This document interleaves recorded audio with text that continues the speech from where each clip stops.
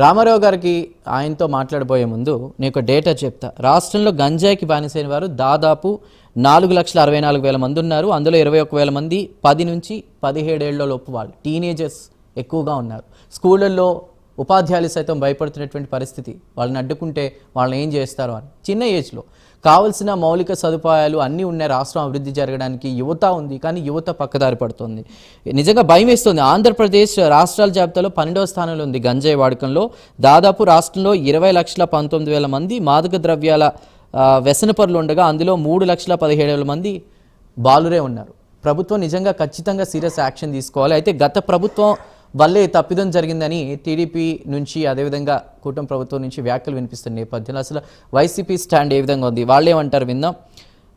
రామారావు గారు. నమస్కారం అండి. ముందుగా ప్యానల్ ఉన్నటువంటి ప్రతినిధులు రఫీ గారికి, అట్లాగే సీనియర్ పోలీస్ అధికారిగా ఉన్నటువంటి చక్రపాణి గారు, మరి అనలిస్ట్ గారికి కూడా నమస్కారం. మీకు ఇక్కడ ఒక అంశం అండి, ఇది తరతరాలుగా జరుగుతున్నటువంటి అంశం అండి. ఇది మనం చూస్తామంటే గంజాయి సాగు అనేది, లేకపోతే గంజాయి వాడకం అనేది ఆంధ్రప్రదేశ్ లో ఏదైతే గంజాయి వాడకం అనేది ముఖ్యంగా ఉత్తరాంధ్ర ఏదైతే జిల్లాల అరకు ప్రాంతాల్లో వాళ్ళు అక్కడ జీవనోపాధి కోసం, ఆ పోషణ కోసం చేపట్టి అది ఆ మాఫియాగా తయారయ్యి ఏదైతే కొంతమంది రాజకీయ నాయకులు కూడా అందులో ఇన్వాల్వ్ అవుతున్న పరిస్థితులు మనం చూస్తా ఉన్నాం.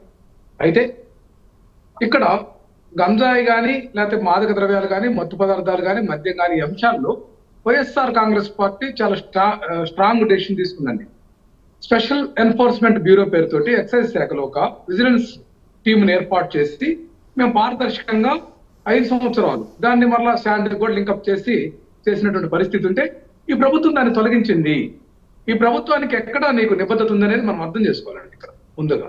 ఎందుకంటే స్పెషల్ ఎన్ఫోర్స్మెంట్ బ్యూరో ఉంటే ఇట్లాంటివి జరగకుండా నిరోధించడానికి ఆ టీమ్స్ రైడ్ చేయటం కానీ, అవన్నీ పట్టుకోవడం కానీ, వాహనాలను కూడా గతంలో వైసీపీ ప్రభుత్వ హయాంలో గంజాయి తరలించేటువంటి కూడా పట్టుకున్నటువంటి పరిస్థితి ఉంది కదండి. అట్లాగే గంజాయి విషయమే కాదండి, ఇక్కడ మనం చూడాల్సింది ఏంటంటే తెలుగుదేశం పార్టీ సంబంధించి గుజరాత్ లోని ముందరా పోర్ట్ నుంచి వైజాగ్ కి కొంత డ్రగ్ అవన్నీ తీసుకొచ్చారండి.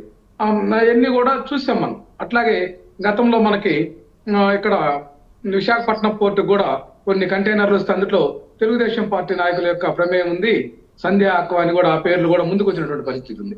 ఇక్కడ తెలుగుదేశం పార్టీకి సంబంధించినటువంటి వాళ్లకు ఈ గంజాయి ముఠాలతోటి, లేకపోతే ఈ డ్రగ్స్ ముఠాలతోటి, అది కాక సినిమా ఫీల్డ్ కూడా సంబంధం ఉంది. కాబట్టి వీళ్ళు సినిమా పార్టీలు కదండి. ఇప్పుడున్న రాష్ట్రంలో కూటమి ప్రభుత్వంలో ఉన్నటువంటి ప్రధానంగా ఉన్నటువంటి తెలుగుదేశం కానీ, అట్లాగే ఈ యొక్క జనసేన పార్టీ కానీ సినిమా రంగానికి సంబంధించిన వాళ్ళు రామారావు గారు టాపిక్ డైవర్ట్ చేయదు దయచేసి. నా దగ్గర ఒక లెక్క ఉంది. 2021-22 ఆర్థిక సంవత్సరంలో దేశవ్యాప్తంగా పట్టుబడిన మాదక ద్రవ్యాల్లో అత్యధికంగా ఆంధ్రప్రదేశ్ లోనే దొరికింది. దానికి మీరేమంటారు?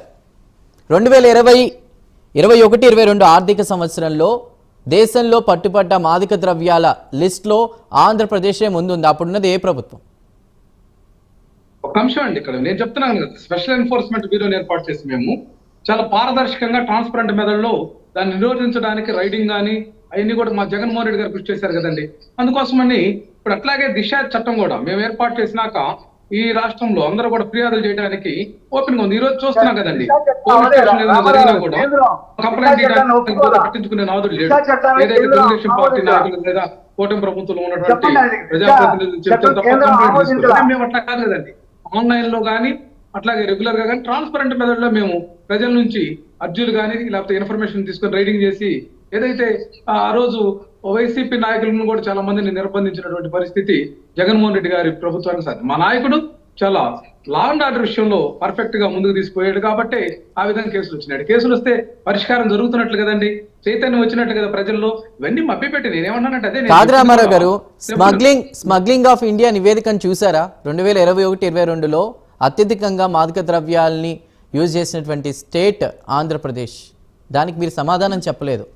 యూజ్ చేసినటువంటి పరిస్థితి కాదండి, ఇక్కడ ఒక అంశం అండి. ఇక్కడ తెలంగాణలో డ్రగ్స్ అనేది ఏదైతే సినిమా ఫీల్డ్ లో పట్టుబడి గందరగోళాలు జరిగింది మనం చూస్తా ఉన్నాం రెగ్యులర్ గా.